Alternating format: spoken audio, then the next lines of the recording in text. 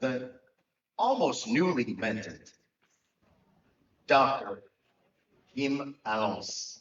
Kim Alons, PhD, is a very dear friend. He is a community engaged researcher with a focus on public deliberation and social capital. His groundbreaking work on inclusive dialogue frameworks, combined with experience in economic development and public administration, makes him a powerful voice for shaping the national dialogue. Ladies and gentlemen, help me welcome Dr. Kim Alons.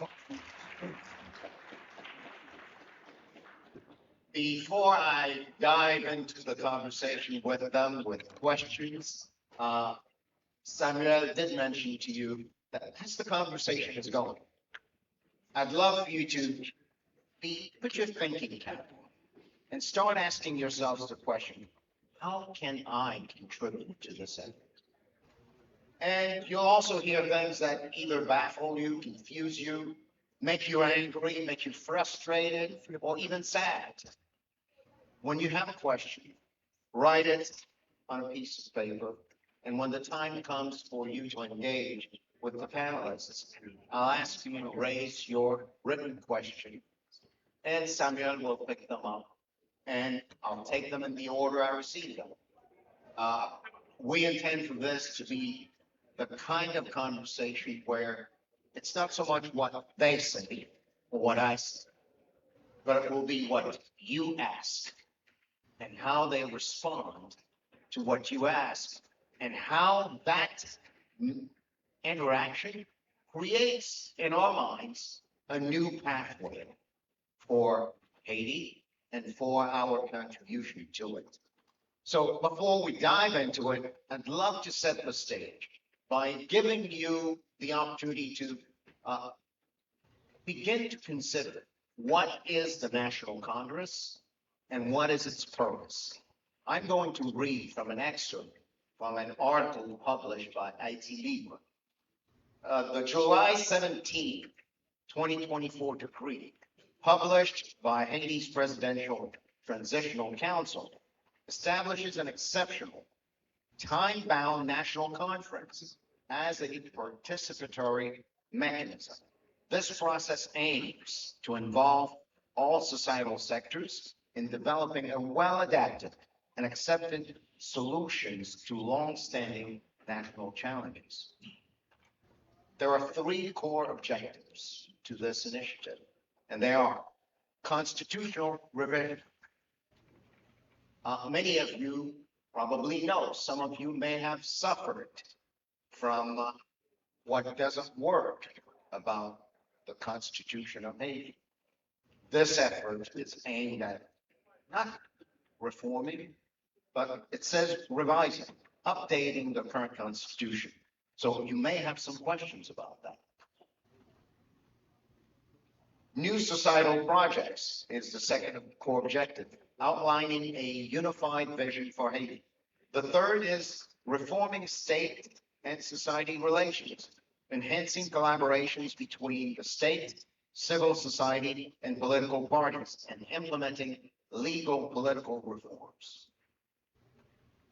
And just a few highlights. There are many articles, but Article 1 in the decree defines the conference as inclusive and time limited. Articles 2 through 5 outlines the primary projects and emphasize the creation of a new constitution as essential. Articles 7 through 11 detailed the roles of the Secretariat in managing and facilitating the dialogue process. So that's the context for the conversation. So as you listen, be listening from the perspective of your own contribution, your own curiosity, and let's engage.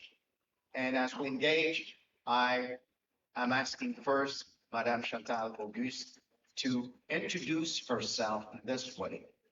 Your expertise, your experience, what draws you specifically to this conversation, and what you hope to contribute during this conversation. Chantal? S'il vous plaît.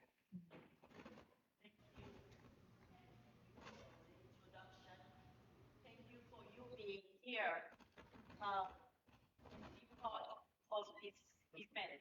Thank you for the one who made the event possible. Haiti is in crisis, and a lot of us here, we know all that is going on in Haiti. My purpose here is to share with you my experience in the National Congress, WANAMET, for the new Haiti. I am very committed, Haitian American committed in this community. And the problem of Haiti concern me and you for being here. I'm glad to share this panel with Kim Alons, which is not the first time we met. We met in Canada in a convention with several ateliers where we are talking about insecurity, how can we do better? So many people are concerned. And if you had said that I will be here 4 years ago, my family would not believe it.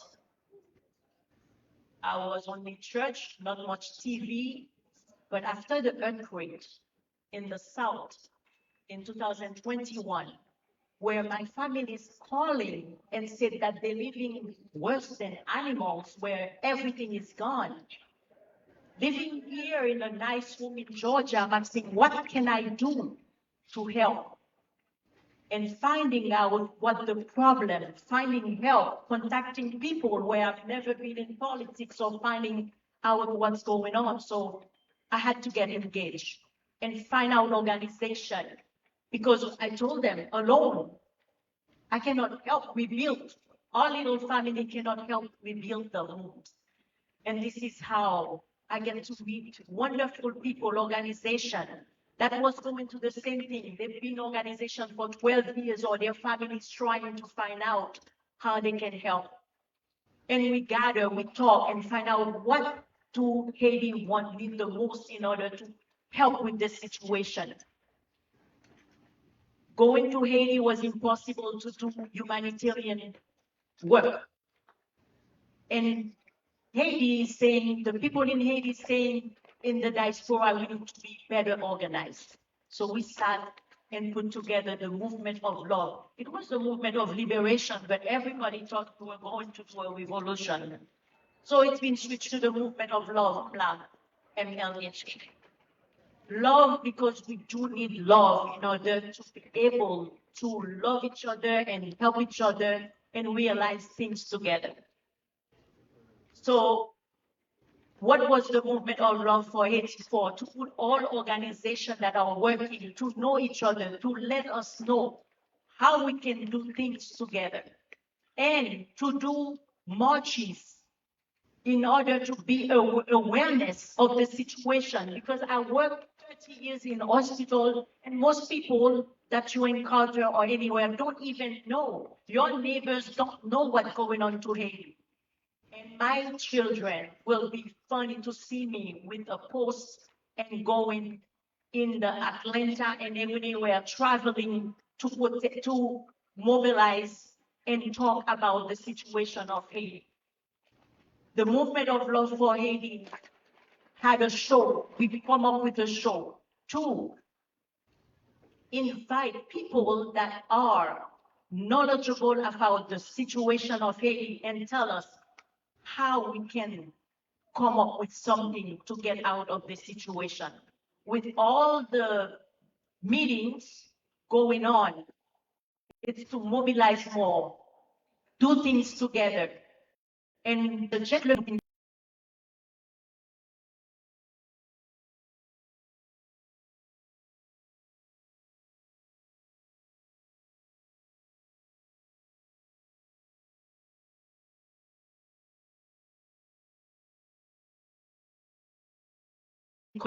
how they are doing their work, whether they are for humanitarian, whether they are for in politics, whatever they are doing in Haiti, how we can do it together and do it better. And this is how we could structure ourselves. So we had topics like Haiti in a coma. How can we find a solution? How not to accept the unacceptable in Haiti? And what we found that is the solution, the worst thing is to have a good government in Haiti. Not only a good government that is with people that have integrity, that love the country, but are capable to make Haiti a wonderful country that see the interests of the people.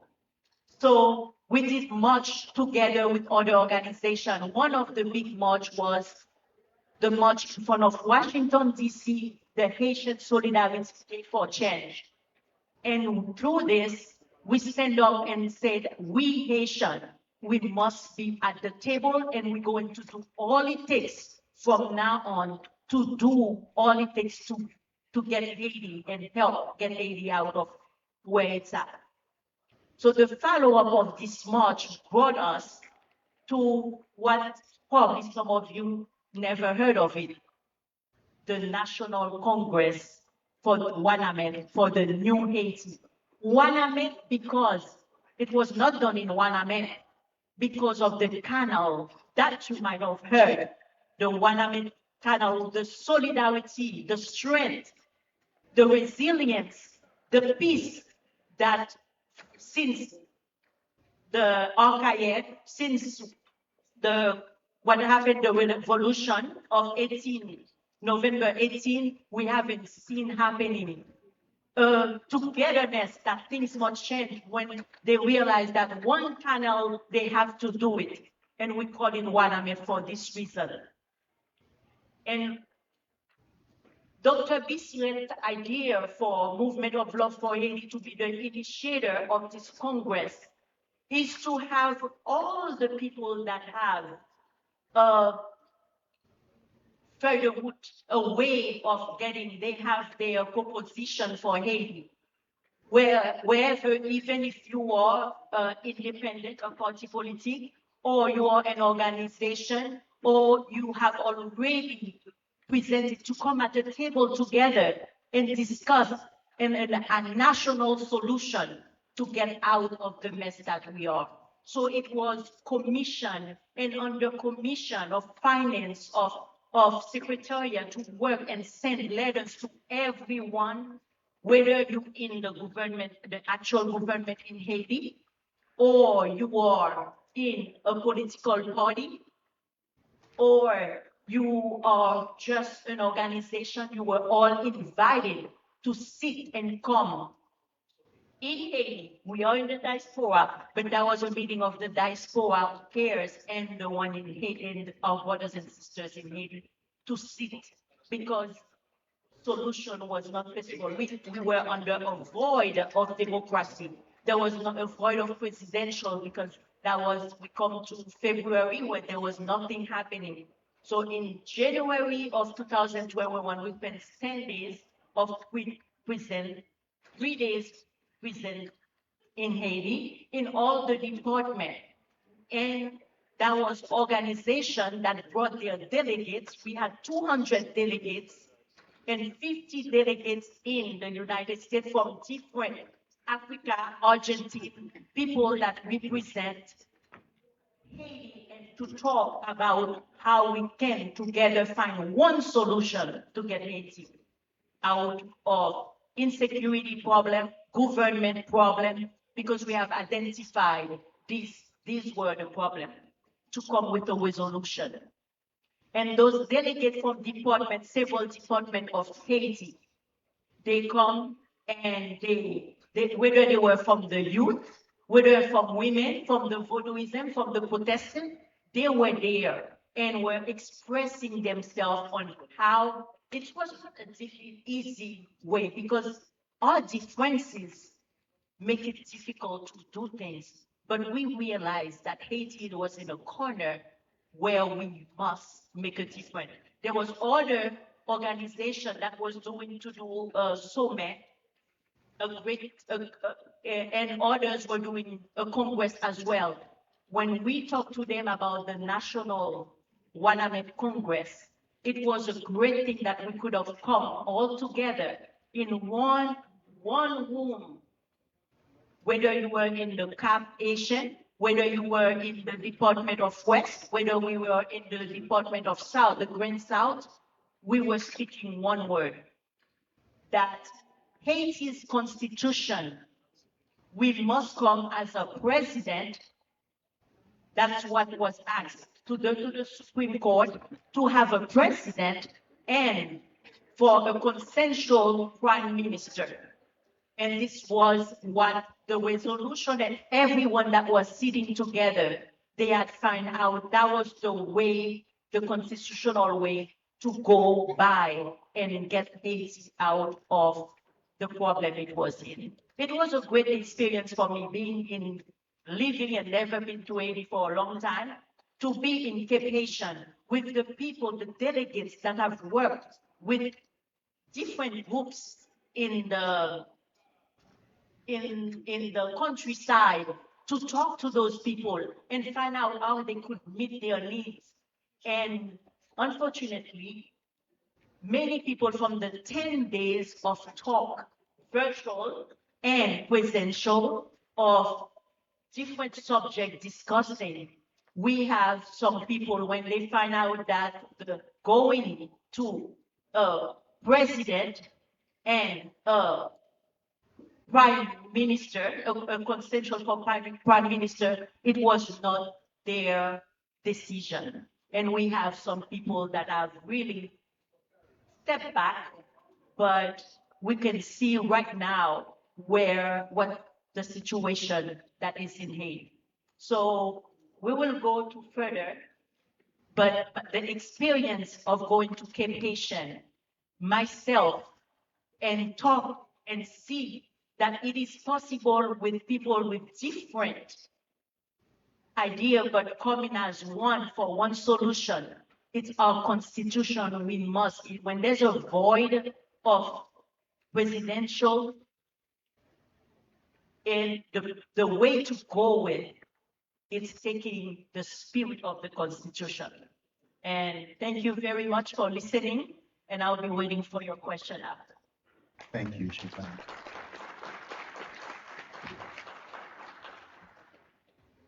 Kim, go ahead and use that one. So we'd love to hear from your experience, just to set the stage. Don't give it all to them right now. Probably not. Good evening, everyone. Very excited to be here. My name is Kim Alongs, and I'm gonna go ahead and do this because I wear so many hats, and I wouldn't be a good economic development director if I didn't take the time to welcome you to the Atlanta region. I do not work for the city of Atlanta, but I work for the best suburb to live in the US. So if Atlanta is home to you, I'm pretty sure you've taken some time and you've ventured and looked at the city of Johns Creek. But if you are not from Atlanta, I want to welcome you to Atlanta. And if you have some time, please Google Johns Creek. We are the best suburb to live in the US. So now that's over with. Let me go back and now put my other hat on to talk about my expertise. My expertise really comes from my lived experience and not so much from my educational background. I'm gonna say why. I was born and raised in Haiti. I was born and raised in the outskirts of downtown Port-au-Prince. So very familiar with Port-au-Prince. I remember I went to Saint Martial, which was in downtown Port-au-Prince, that they had to move recently because of the current violence issue. And I used to just walk from school to my house, and it was a pleasant walk. And I lived in a neighborhood where a lot of my fellow Haitians didn't really have an opportunity to go to the same school, because it was a private school and a lot of people didn't have the means to afford it. So I was very privileged in that way, and I recognize that privilege.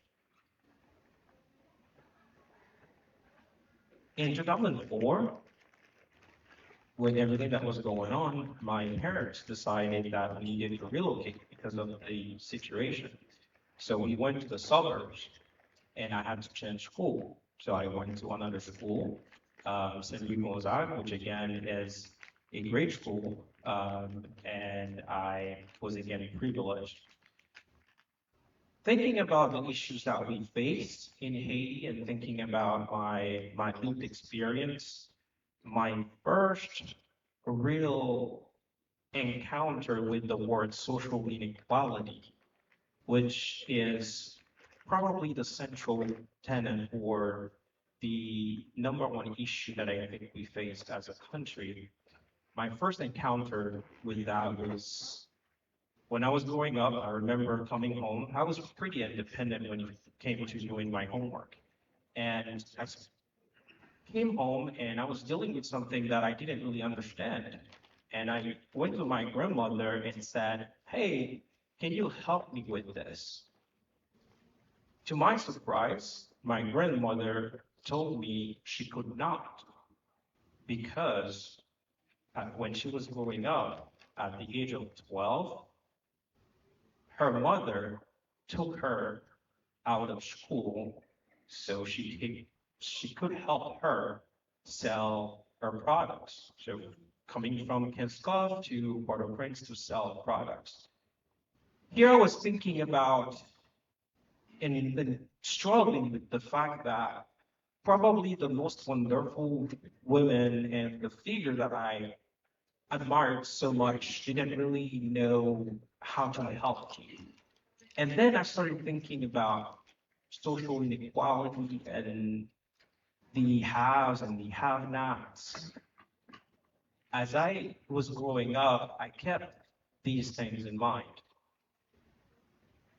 My second experience that would really guide who I am and who I have become was the earthquake. And I know the earthquake has changed so many things for so many people.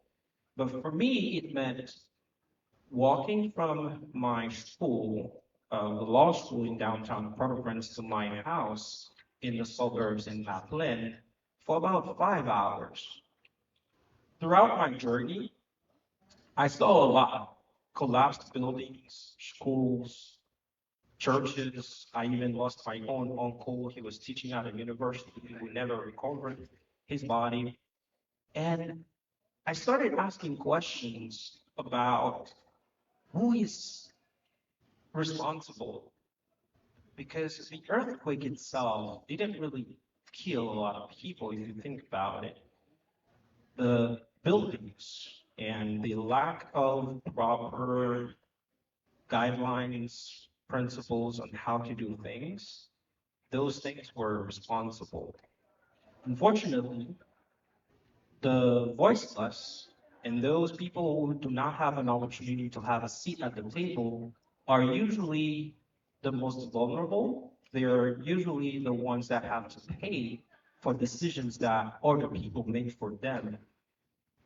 So that day I reflected and I said, you know what? I don't want to be a lawyer anymore. I think I really want to focus on the public interests, mostly at the local level. Fast forward, suffered from PTSD and had an opportunity to come here to the US. I've always been in Atlanta, so went to school here. I decided to study political science because I wanted to understand power. What is power and how to get it and how to keep it? Because it was always about power in Haiti. And as I was going through my studies, I realized that power is great, but once you have it, what do you do with it? So what is government and what does it do? Then I decided to get a master's in public administration. And as I was learning about what government does and how it does it, and I have experience working in local government, I've spent some time in Central Florida, South Florida. I came back to Atlanta. Then I started asking other questions. I'm like, yes, it's great, but what about those places that have embraced democracy, but democracy hasn't worked for them? Is democracy the best that we can do? Is democracy the best that we have? And I decided to further my studies to understand what democracy is. A few years later, I came across a few concepts. So my goal today is not to change minds and hearts.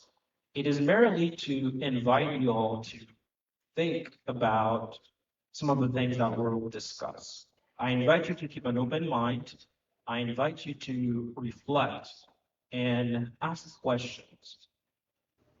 Because when it comes to the national conference and constitutional reform, for me, there are two questions that we must think about. The first one is democracy. When we think about the word democracy and when we say big D democracy, we usually refer to our ability to elect people to represent us. We hope that when we elect them, they make decisions on our behalf. When we talk about democracy, what we really mean when we think about it this way is what we call representative democracy, which is what I just explained. How does that work in Haiti where people don't have elected officials? What do we do when representative democracy fails us? And my idea or my invitation to you all is to think about how can democracy be people powered? Because democracy has always been about people participating. It goes beyond elections. It goes beyond electing people to represent us. And when the people that we elect to represent us are not really representing us, how do we as a people take care of our affairs? So that's one. Two, national dialogues are processes that countries use when they're going through a rough time or a tough time to bring people together and talk about, hey, how do we solve the issue? How do we get out of it? Whether it is political, social, whether it's about war, or conflicts. Sometimes they succeed, sometimes they fail. And they fail for a lot of reasons, a lot of factors. But in the case of Haiti, as Sorel mentioned, we know that the national conference is going to happen, at least based on what is said. There's consensus on the need for us to come together as a people to talk about the issues that we value most and how do we move forward. However, what is not clear to us is how do we create space for ordinary people like you and myself to have a seat at the table, not just to meet certain quotas, but to really have a meaningful engagement. And that is what I'm going to explore today. And I hope that you will take some time and insert the two questions that I have in the Uva app. I asked two questions and I would love to engage with y'all and I'll talk about those in a few. Thank you.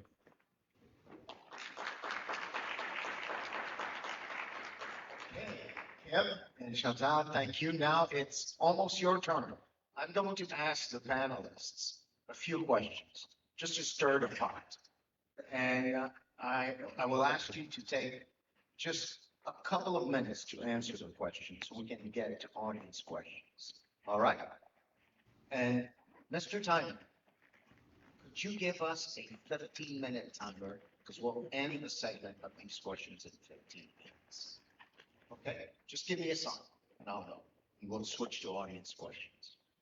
So the first question goes like this, and I'd love to hear from both of you.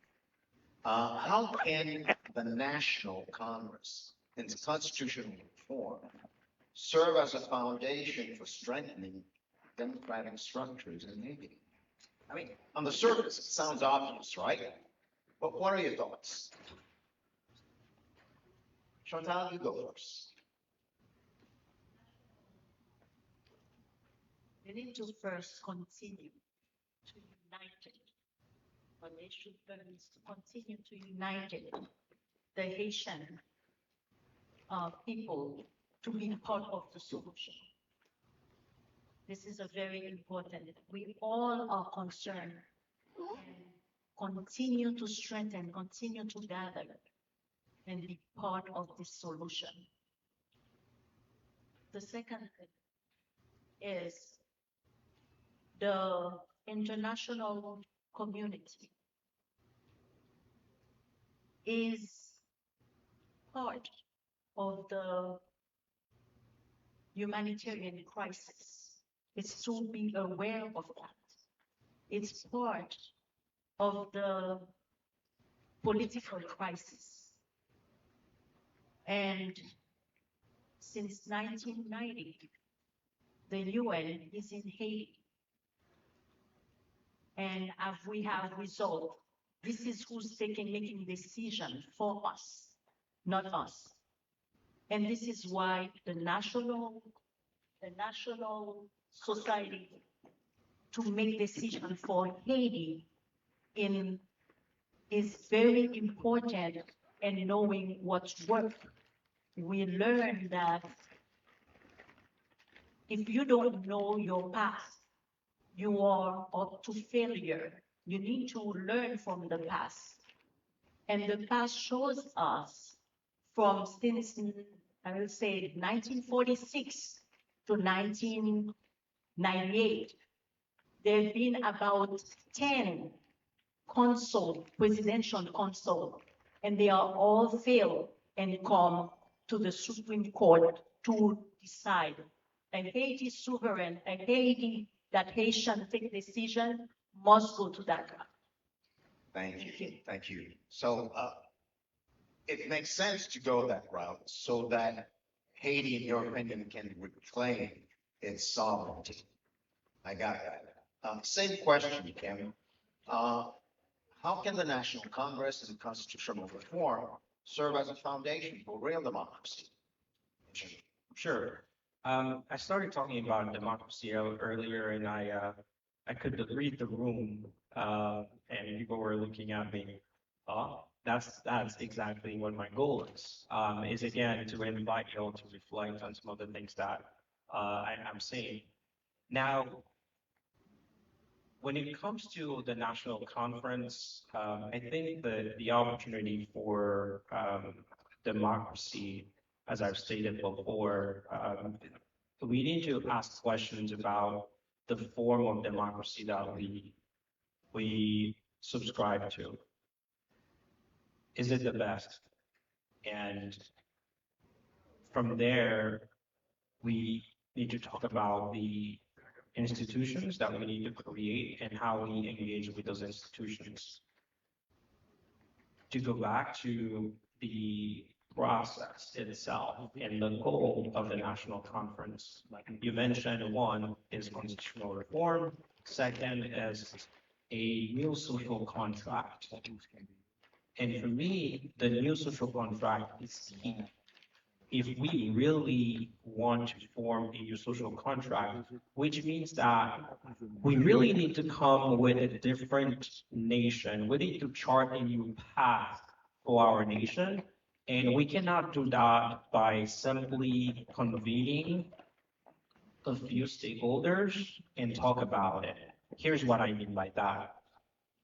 In other places where a new social contract was the goal, the number of people who participated in the national conference was important. If we are going to engage and truly engage people, we must focus on representation. And what does that mean when I say representation? It means who gets to participate? How do we select people? Where do we go to find them? And when we do convene them, how do we talk? What do we talk about? And for a process to lead to a new social contract and a new democratic order, it cannot be something that we do just for the sake of doing it. It requires time, it requires intentionality, it requires skilled facilitators. If success is what we're after, if a new social contract is what we're after, it needs to be intentional. I'm going to make that tangible for you. When we talk about ordinary people and the government, there is a lack of trust. The lack of trust is not so much that we as a people, we don't trust the government, but the government has never trusted us. When you think about how they engage the ordinary people in the country, there is never room for empowerment, where decisions are made by those who are the most impacted by those decisions.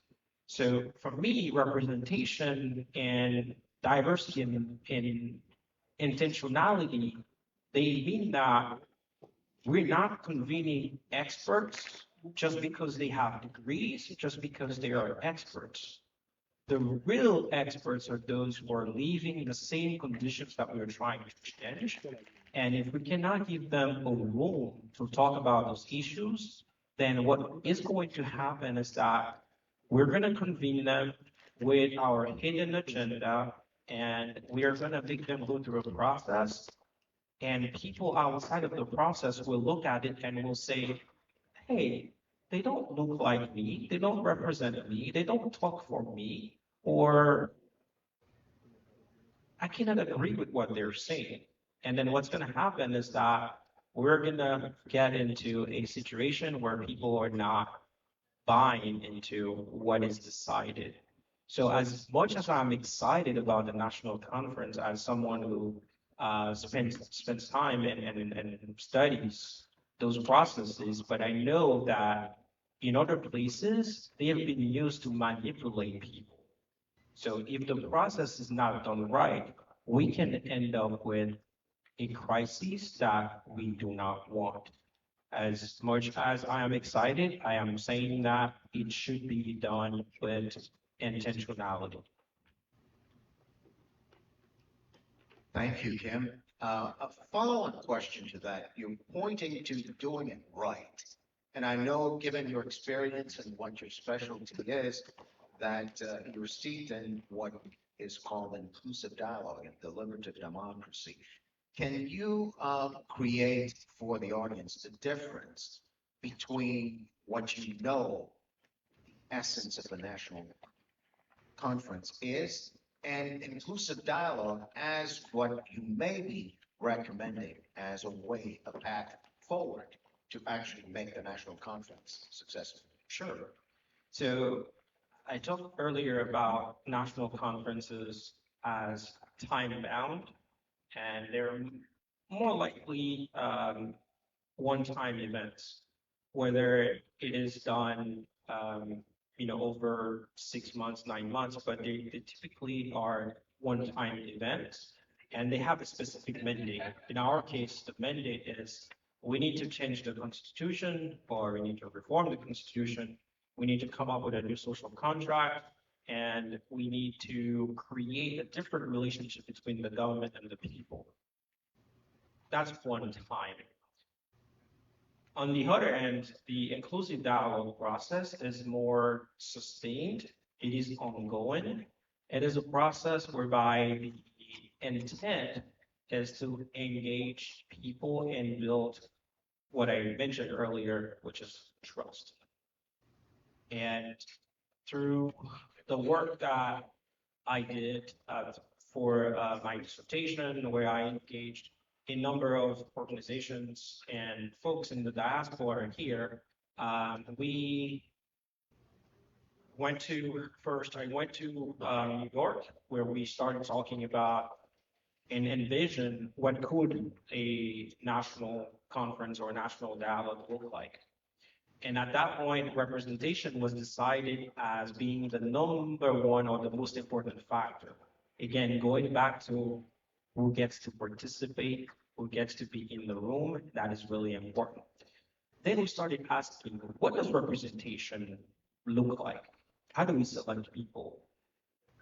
For inclusive dialogue to happen, we need three things. One is diversity, diversity of perspectives, diversity of lived experiences. That means that we need to be talking to local farmers. We need to create space for those people who we think don't have expertise because they don't have fancy degrees. Secondly, we need to be intentional. We have a society that we've created where a number of people are marginalized. So we need to be intentional about how we invite them, how we eliminate barriers to promote the inclusive dialogue. And finally, it is about creating a space where we acknowledge the fact that we are different and that we don't have to agree on everything. And that is a good thing. But what we need to do is really to understand each other and understand what is going on and how we can move forward. So the inclusive dialogue framework that we put forward has four different elements. The first one is what we call the first inclusive dialogue, which is really a conversation and a reflection between you and you. And the question that we invite you to ask is, how can I, as a person, change the way that I think, the way that I act, and the way that I feel about my country before I engage other people and start talking about it? The second, and that's where the sovereignty comes. You have to declare yourselves sovereign first. Second of all, it is what we call LACO conversations. So LACO conversations are really local conversations about what people care and what they share in common. And we want to create a space where they discuss those things. And I'm happy to say that as part of our efforts with the Coalition for Inclusive Dialogue, we are training 15 university students in Haiti at the moment to be inclusive dialogue facilitators. Because as much as a one-time event is important, inclusive dialogue needs to be sustained. So, and I'm glad to also say that in the month of November, the students are hosting 3 community conversations in Haiti, one in Del Mar, one in Saint Mark, and the other one will be virtual. And finally, I have 2 more. Intergroup dialogues. Intergroup dialogues, if you want to think about it this way, would be dialogues with people that have stark differences. Think about it this way. How do I talk to a gang member, for example? What does it take to talk to a gang member? Now, I know people have different feelings about that, and when I will acknowledge it, I saw it through my research that people have differences about that. But if we must talk to people with whom we have stark differences and we do not value the same thing, we have differences of opinion on whether it's political or it's social, how do we engage with them? And then finally, the process that I think offers the most optimism and hope about the national conference is what I call citizen assemblies. Citizen assemblies are really a gathering of randomly selected people, ordinary people, and they gather to talk about a difficult issue. They have been prominent lately and they've been organized in various places. The latest example that I can think of right now is the one that was done in Paris to talk about the climate issue that they're facing. The first one and probably the most notable one is the one done in Ireland to change their constitution. So they help us solve a number of issues. One is legitimacy. The other one is trust. And finally is how do we ensure that what is decided people want to implement? And I think that if we take a number of people that is a microcosm of our country and our diaspora, and we put them in a room, we give them balanced information, we give them an opportunity to really talk to each other in a way that they've never done so before, I think you'll be amazed to see what comes out. Because for me, ordinary people are capable of the most extraordinary things in the most unordinary places. And I think expertise is not titles, expertise is not knowledge that we equate to educational attainment. Expertise is how I am living, what I am living, and how I can contribute to a solution for that. Thank you. Thank you. Thank you. I have a rather exciting question for both of you. You speak about inclusion, that, and I'm wondering if in the minds of some of you in the audience, there isn't this thing that's speaking to you that says, well, gosh, there's this obvious group of people that should be excluded. Just to both of you. In this process of inclusive dialogue or national conference, whether it's to reform the Constitution or create a foundation for democracy, do you envision any groups of people that might be automatically excluded? Chantal, you go first.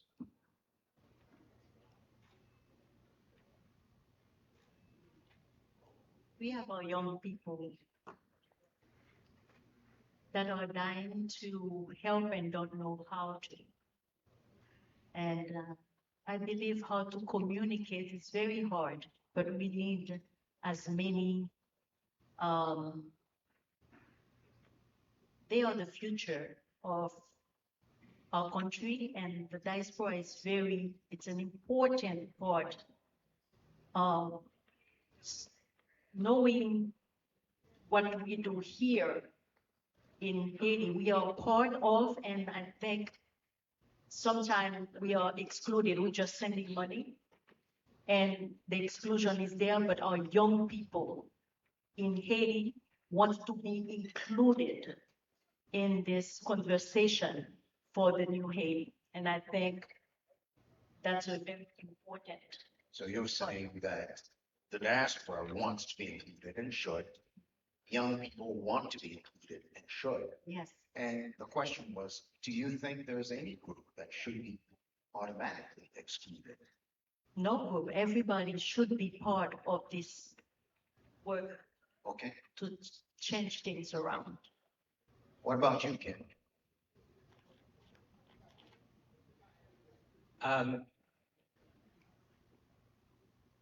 We cannot talk about inclusion and start with exclusion. So I think that there must be an opportunity for everyone to be included. And by everyone, we also have to be careful. Let's just take one example. I mentioned the gang violence issue earlier, and when I was doing my research, the question was, should gang members be included in that in the national conference or the inclusive dialogue? And we had divergent viewpoints because certain people felt like no, they shouldn't be included because by doing what they're doing, they automatically give up their political and social rights. And then there was another group of people that said, hey, they should be included because they are victims of the situation itself. So it depends on the lens with which you look at it. What I'll say though is that when I look at other processes that are done elsewhere, inclusive dialogue and national conference cannot really take place in the context of violence, because I wouldn't necessarily want to be sitting across the table with someone that has, let's say a big rifle. And to me, if certain groups of people want to be included and they want to be part of the conversation, they have to be willing to take the first step. And in the example of gang members, I think it means giving up what need to be given up before they enter the conversation. And another group of people that people were or had different or divergent opinion or viewpoints about was those politicians who've been sanctioned or those that we consider as being corrupted. A lot of people felt like they shouldn't be involved in the conversation. And to that again, we need to ask ourselves, what is the intent for us to involve or include certain groups of people? And I think when it comes to the consensus of the common ground, if they enter the conversation, they have to be willing to accept what is said and what is decided. One example could be if gang members be part of the conversation, they have to be willing to face the consequences should the group or should the people decide that they need to face the consequences. Same for the politicians. So I know it's a very nuanced answer, but that's how I feel about it. I appreciate both of your answers, and I'm sure the audience does as well. One last question for you, Chantal, and as Chantal is answering her question, be prepared with your questions. Raise them high. Samuel will pick them up, and I'll take as many as I can until you tell me to stop. Works? All right. So, Chantal, given your vast experience and the tremendous work done with the One Congress, as Haiti looks to create a national conference and reform or revise the Constitution, what can you offer as lessons learned and pitfalls to avoid in this process? What do you want to say? Lesson learned, the Constitution have never been applied by our government. Reforming is important, but with whom?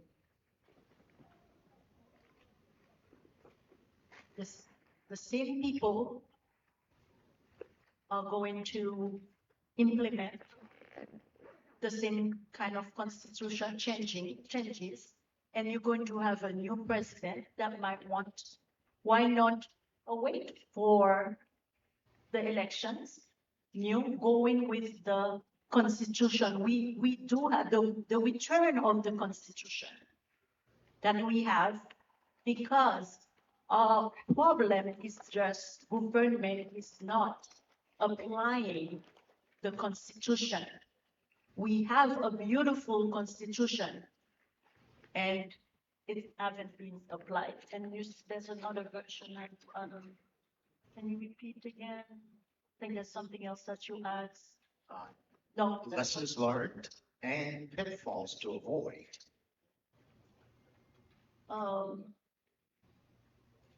Avoid, it's as we talk here, as we finish all this, is to see how we can put in action. We have spending the time to do things together, and is to put in action the things that we have learned, because Haiti needs all of us, and what should not happen is for us to just go home and let's continue the work, let's continue to get involved, let's continue to find the truth and the understanding what's going on, so we do not repeat the same consequences of what happened in the past. Thank you. Samuel, you have questions from the audience? Yes, we do. All right, as we wait on Samuel to come up, I want to ask you one last question. How can the diaspora's voice be best included and amplified in the national conference and constitutional reform? You've heard the other panelists and you've heard everyone. The diaspora wants to be included. How can they be included in the process? Kim, you go first. Sure. It's an interesting question, and one that may get me into trouble. Um, the reason why I say that is because the the train has departed. However, it's not too late. When I say the train has departed, the process has started. The process for the national conference has started. Now, if we as a diaspora want to really engage and have our voices heard, we need to do what I call coalition building. By coalition building, I mean not having different groups of people trying to take a bite at the apple, but to really organize and ask ourselves, what is a true representation of the Asian diaspora? What does that look like? And when I say it will get me into trouble is because we are gathered here and we are all part of the diaspora. But are we really the true representation of the diaspora? Who is not here that should be here? Who are we missing? So I think when I talk about coalition building, it requires that we have true representation and now we speak one language. And with that, we can engage our actors because the steering committee, if you look at its composition, does not have someone to represent us. Is it too late to coalesce and demand that we are represented? I don't think so, but things are moving fast. The train has departed, so the time for us to coalesce, I think, is now. All right, we have questions from the audience. Now, whoever raises their hand first goes for it, right? Uh, how does Haiti avoid the international communities, especially the core group, to stop seeing Haiti as a political battleground or geopolitical location rather than a place for economic development? The more that we let decision be made for us, we will not go nowhere.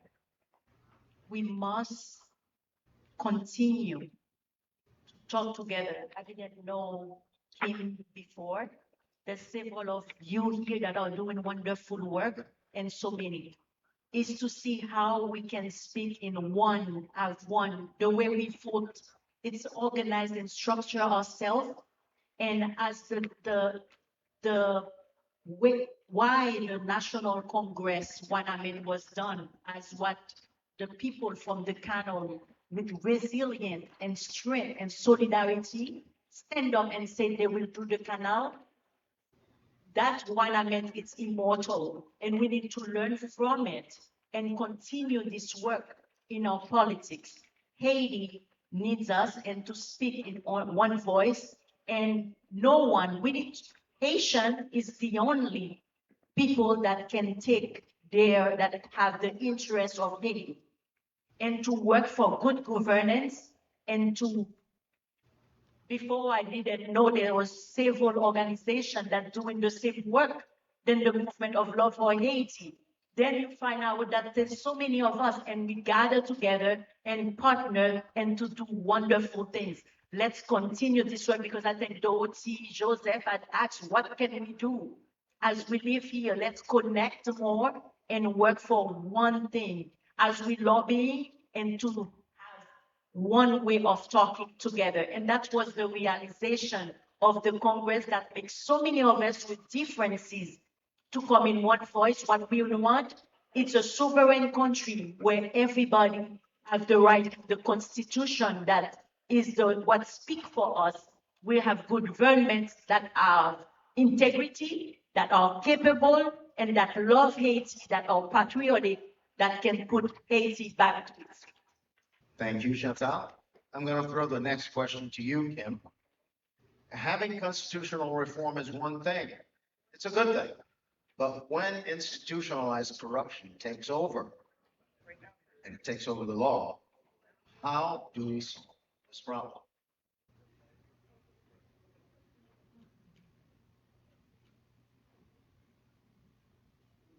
So it's a loaded question. I'll answer it. That's why I think it's good. I'll answer it, with two things. The first is what I call provisions for implementation. So in every and any dialogue or national conference process, what is decided has to be implemented. So for something to be successful, there needs to be a commitment from either the convener, and by convener in our case, I mean the government. There needs to be a commitment to implement what is being decided by the people. If there's no commitment, then we never implement what we decide and we go back to the same old and same old. But again, the process is important. I keep talking about the process because you want to come out with things that people feel like they are, that represent them. Whatever the decision is, if we decide to change the way we govern ourselves, going from what we currently have and go to a different form of government, go from being a unitary form of government to a federalist form of government, whatever we decide, the people have to feel like those who made the decision while they were not part of the conversation represent them. Corruption is a different animal. It is not something that we're going to solve by having a one-time event. And that's where I think inclusive dialogue brings so much value to the conversation. The ongoing conversation of how do we solve the most complex problems that we face? What I call wicked problems. Those problems are very, very difficult to solve. They are typically people define them in different way, and it feels as if when you touch one side of the problem, there's a different side that comes at you. And for us to solve those problems, you really have to take time to engage in what we call inclusive dialogue, to talk, give people ample time with information and skilled facilitators to be able to implement solutions to solve those problems. So whether it's corruption, whether it's educational reform, whether it's economic development, those things require more than just a one-time national conference. Thank you, Kim. This one's to both of you. Haiti has a consistency problem between its leaders and the people. How do you feel about longer terms for the leaders, like 10 years?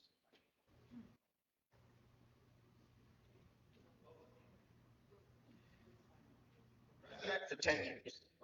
That is a philosophical argument about, term limits. Here's why, when you say 10 years, are we talking about consecutive years, like of 5 and 5, or are we talking about simply having a president for 10 years? So I've heard conversations about, hey, we have trouble holding elections. We should elect our people for a longer period of time. Democracy is an experiment. If we commit to doing democracy, we have to commit to doing democracy. We cannot be lazy with democracy. I'm going to say it again. We cannot be lazy with democracy. When you have a country where the participatory democracy does not exist, whereby you go and you elect people, they say they represent you, but you never get to talk to them. They never come to you. There's no what we call reddition de compte.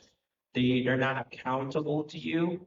I cannot imagine having someone for 10 years. That's a big mandate to give to someone, and I think further engagement is needed. So The concept of 10 years, I don't think will solve our democratic issues. If anything, I would say having consecutive years, 10 years with 5 consecutive years, I think makes sense because you have an opportunity to validate or revoke that mandate. But I don't think longer terms are going to solve our issues. We need to engage in participatory democracy. I want to agree with my colleague here, but what we need, as you get 5 years, sometimes you get someone else that come and take everything that you have started and does not continue it. Haiti needs a change of system completely. A system and more, and, we're not touching decentralization to get, but having different department with different, but one console that will follow up with each a 5 year, because to see 2054 as a developed country, this is what we have.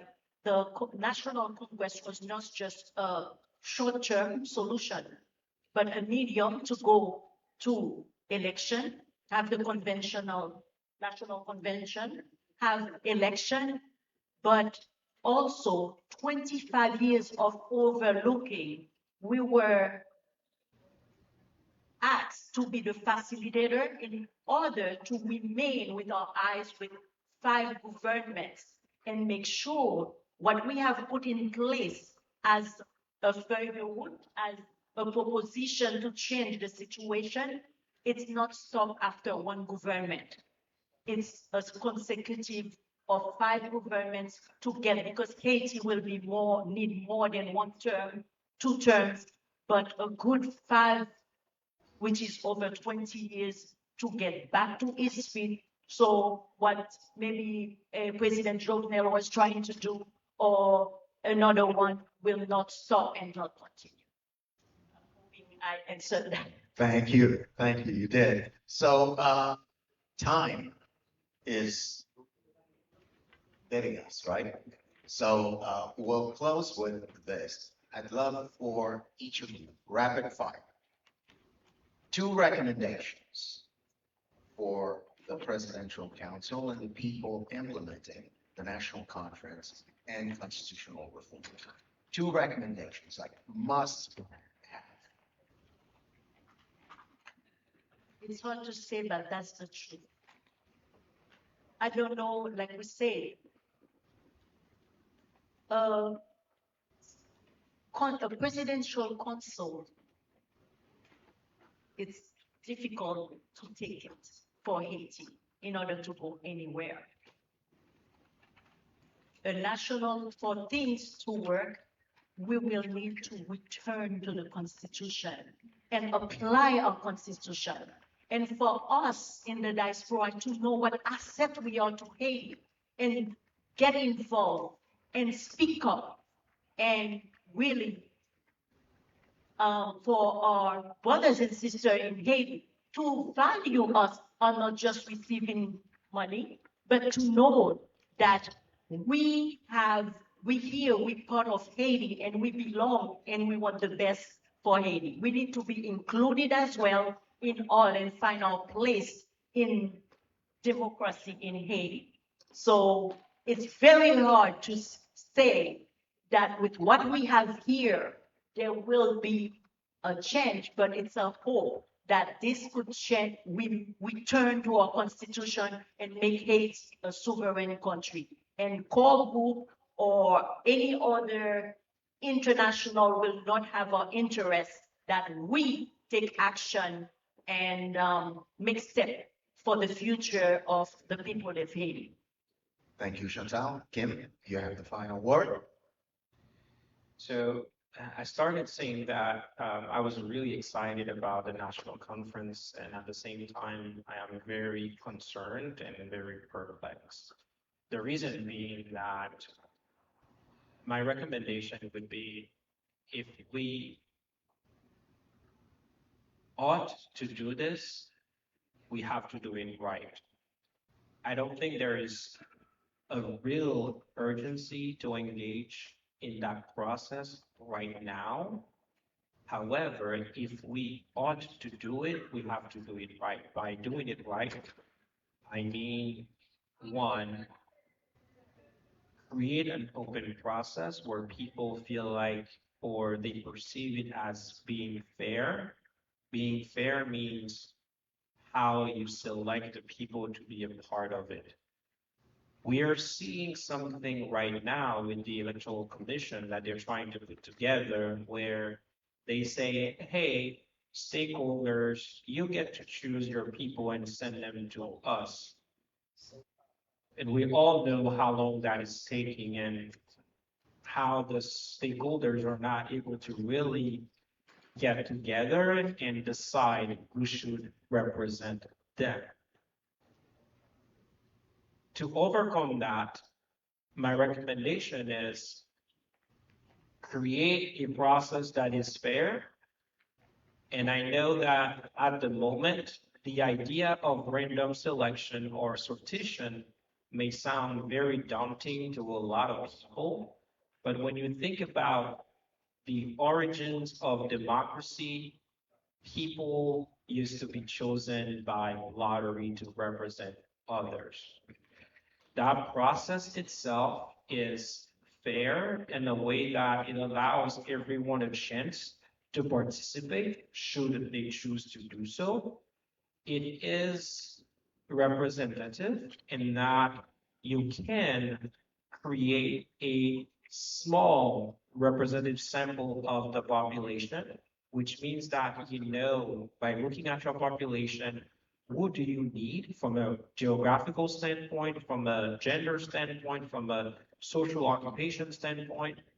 And then finally, it gives legitimacy to the process. By legitimacy, I mean, I don't have to participate.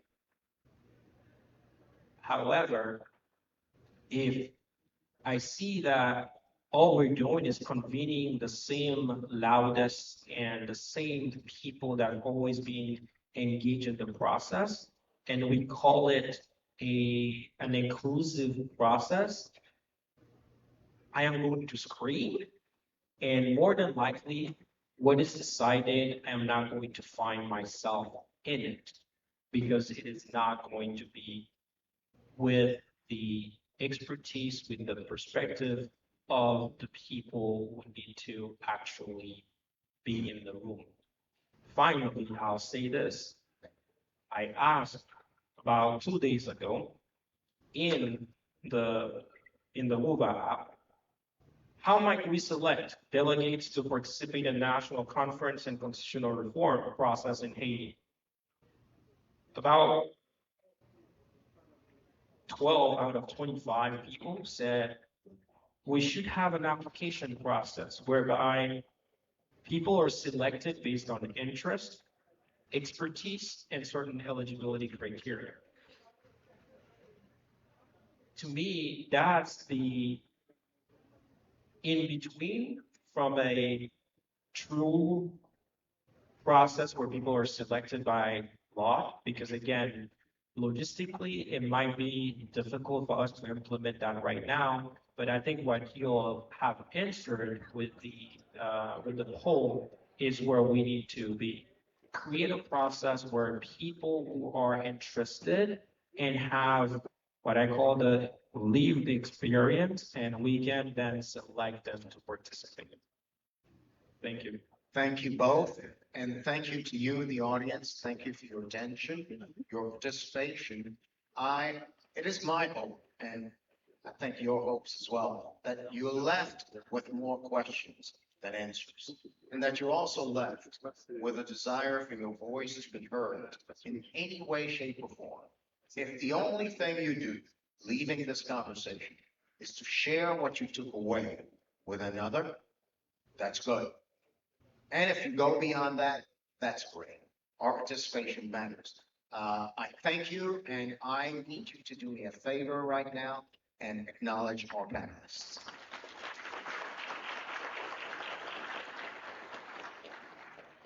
Thank you, Kim. Thank you, Jonathan.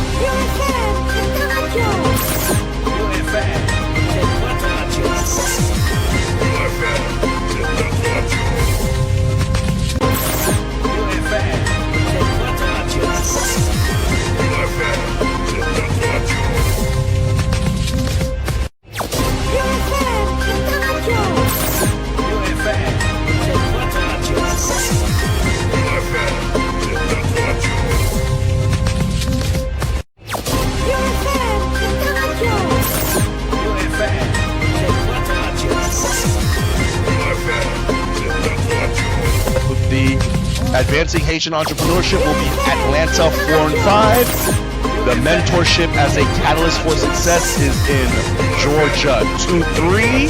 And then we have right